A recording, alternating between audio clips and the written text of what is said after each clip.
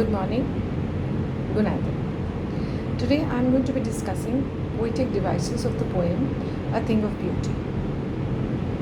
You have various poetic devices which are used in the poem, but mostly there are three: metaphor, alliteration, and imagery.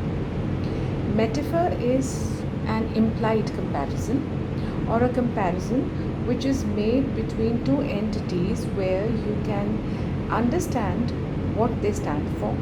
However, you cannot exchange them in their place for each other. So it cannot be the exact color or the exact feature or the exact thing in front of you. However, you can understand why it is being compared. For example, the bravery of a lion is a simile, whereas to be showing that bravery and to become a lion in a battle, that is a metaphor. So an implied comparison. Second one is alliteration. Alliteration is repetition of the alphabet beginning a word. So you have maybe three words together which have L, L, L. Two words together which have S and S. So you have noble natures in this poem. That's one of the examples. And there's the cooling covert. So noble natures has N repeatedly. Cooling covert has C and C repeatedly. Third one is imagery. The entire poem is filled with images which are formed in the imagination of the reader through the writing of the poet. This is the beauty of poetry, that when you listen to what the poet is trying to tell you, you can virtually close your eyes and imagine what the poet saw. So when he talks about the cooling coverts, as I explained to you in the presentation also, you can picture that in your mind. The roses, the musk roses and their fragrance, you can smell that in your imagination.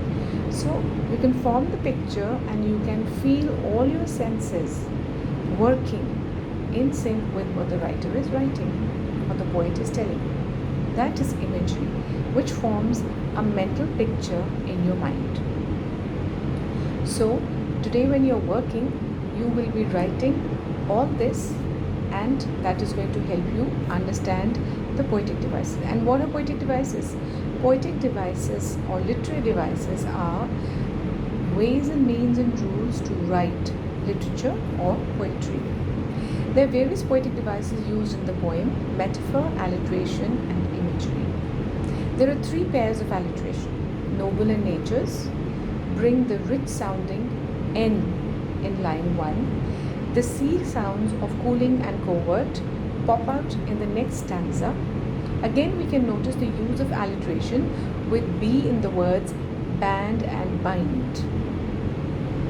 Metaphor is evidently used in Bower Quiet, Sweet Dreams, Wreathing a Flowery Band.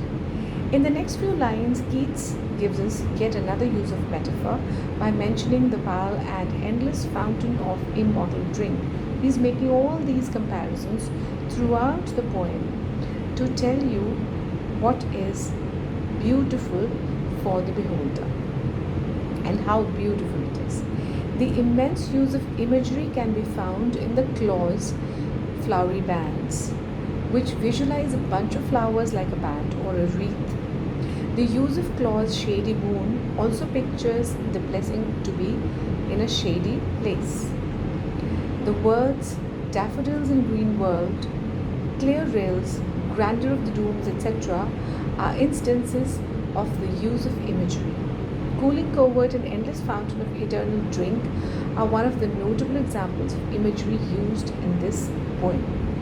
So this is what the poet is trying to tell you through the poem and the various poetic devices with examples that have been used to make the poem more beautiful, vivid, rich, and interesting for the reader. Thank you.